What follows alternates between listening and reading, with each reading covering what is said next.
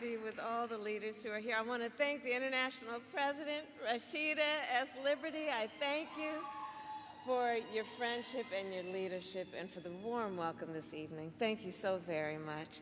And to the International Board of Directors, to the Council of Presidents of the National Pan-Hellenic Council, and to Congresswoman Robin Kelly, it is my great honor to be with everyone this evening. And please have a seat. I thought everyone was standing. If you have a seat, please have a seat. Thank you all. And to all the members of Sigma Gamma Rho Sorority, Incorporated.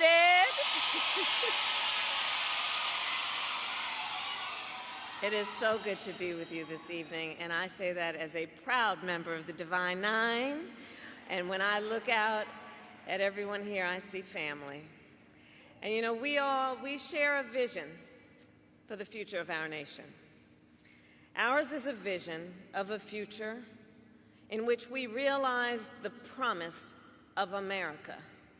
And aren't so many of us empirical evidence of the promise of America? A promise of freedom, opportunity, and justice, not for some, but for all. Since 1922, the members of Sigma Gamma Rho Sorority Incorporated have helped realize that promise. Generation after generation, the members of this sorority have shown that greater service brings greater progress. I know. In the 1920s and 30s, you created college scholarships for young black women. In the 1960s and 70s, you launched a nationwide program to help folks get a job. In the 1990s, you formed a partnership with St. Jude to fight childhood cancer.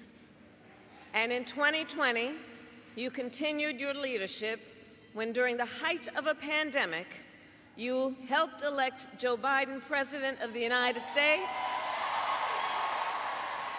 and me as the first woman Vice President of the United States.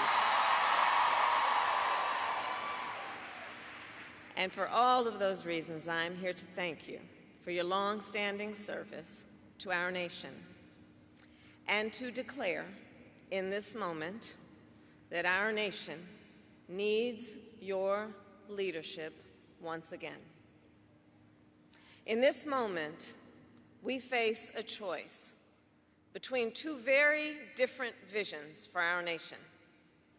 One focused on the future, the other focused on the past. And we in this room are fighting for the future. A future with affordable health care, affordable child care, and paid leave. And we fight for a future with equal pay for women, because we know when we lift up the economic status of women, we lift up the economic status of children, of families, and all of society benefits. We here work for a future where every person has the opportunity not just to get by, but to get ahead, to build a business, to own a home, and to build intergenerational wealth.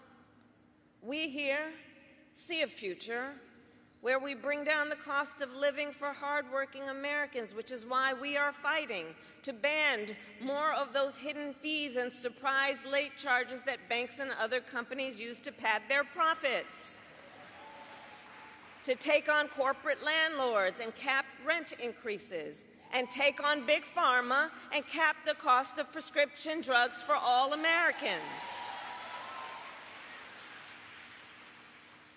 All of this to say, we are working to build up,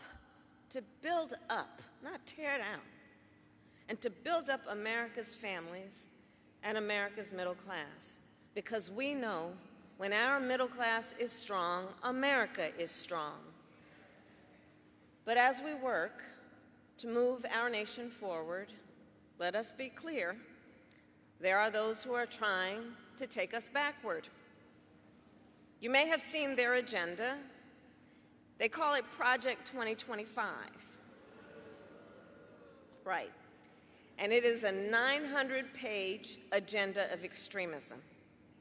Project 2025 would raise taxes on middle-class families and cut taxes for billionaires, eliminate the Department of Education, and end programs like Head Start, which of course would take away preschool from hundreds of thousands of our children. All of this to build on what Donald Trump did in his first term. When he was president, he gave tax breaks to billionaires and big corporations. He tried to cut Social Security and Medicare every single year. And he and his allies have tried more than 60 times to end the Affordable Care Act and to take us back to a time when insurance companies had the power to deny people with pre-existing conditions. Remember what that was? Denying children with asthma, breast cancer survivors, grandparents with diabetes. And you know, America has tried these failed policies before, and we are not going back. We are not going back. We all here remember what those 4 years were like. And today, we were given yet another reminder. This afternoon,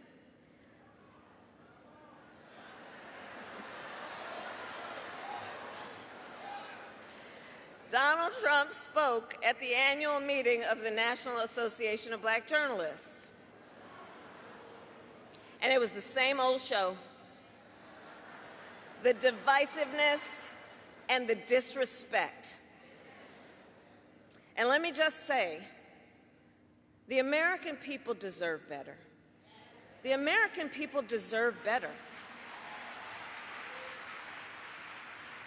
The American people deserve a leader who tells the truth, a leader who does not respond with hostility and anger when confronted with the facts. We deserve a leader who understands that our differences do not divide us. They are an essential source of our strength. So I say to Sigma Gamma Rho Sorority Incorporated, ours is a fight for the future. And it is a fight for freedom. Across our nation, we are witnessing a full-on attack on hard-fought, hard-won fundamental freedoms and rights. The freedom to vote, the freedom to be safe from gun violence, the freedom to live without fear of bigotry and hate, the freedom to love who you love openly and with pride, the freedom to learn and acknowledge America's true and full history, and the freedom of a woman to make decisions about her own body and not have her government tell her what to do. A fight for our most fundamental freedoms. And to this room of leaders, I say, bring it on. Bring it on, those who would dare to attack these fundamental freedoms. Because we here, we love our country. We love our country. And I believe it is the highest form of patriotism to fight for the ideals of our country. So we, who believe in the sacred freedom to vote, will finally pass the John Lewis Voting Rights Act and the Freedom to Vote Act. We, who believe that every person should be free from gun violence, will finally pass universal background checks, red flag laws, and an assault weapons ban. And we, who believe in reproductive freedom, will fight for a woman's right to choose,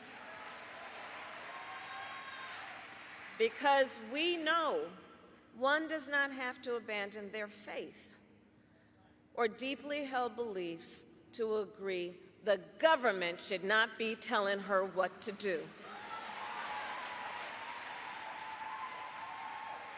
Because we know faith and freedom can coexist. And understand, when he was president, Donald Trump handpicked 3 members of the United States Supreme Court.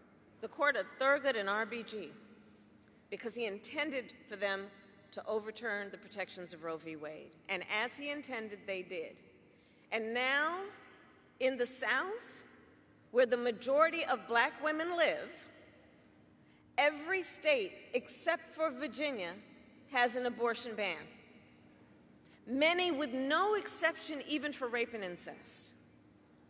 And now he intends to pass a nationwide abortion ban, to ban access to fundamental health care in every state.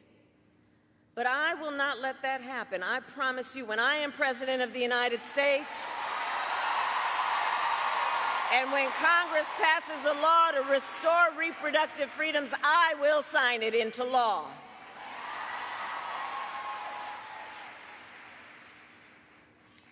So in this, you're welcome. So in this moment, our fundamental freedoms are on the ballot, and so is our democracy. This month, and it really bears, just with all that's been happening, to for a moment pause and think about it. This month, the Supreme Court basically just told the former president, who has been convicted of fraud, that going forward, he will be immune for activity we know he is prepared to engage in if he gets back into the White House. Recall, Donald Trump has openly vowed, if reelected, to be a dictator on day one, that he will weaponize the Department of Justice against his political enemies, that he will round up peaceful protesters and throw them out of our country, and even, quote, terminate the United States Constitution. So in conclusion, I say to the incredible members of Sigma Gamma Rho Sorority Incorporated, there is so much at stake in this moment. Election day is in 97 days. And in this moment, once again, our nation is counting on you to energize, to organize, and to mobilize, to register folks to vote and get them to the polls, because when we organize, mountains move. When we mobilize, nations change. And when we vote, we make history. So let us continue to fight with faith, with optimism, and with hope. And when we fight, we win. God bless you, and God bless the United States of America. Thank you. Thank you.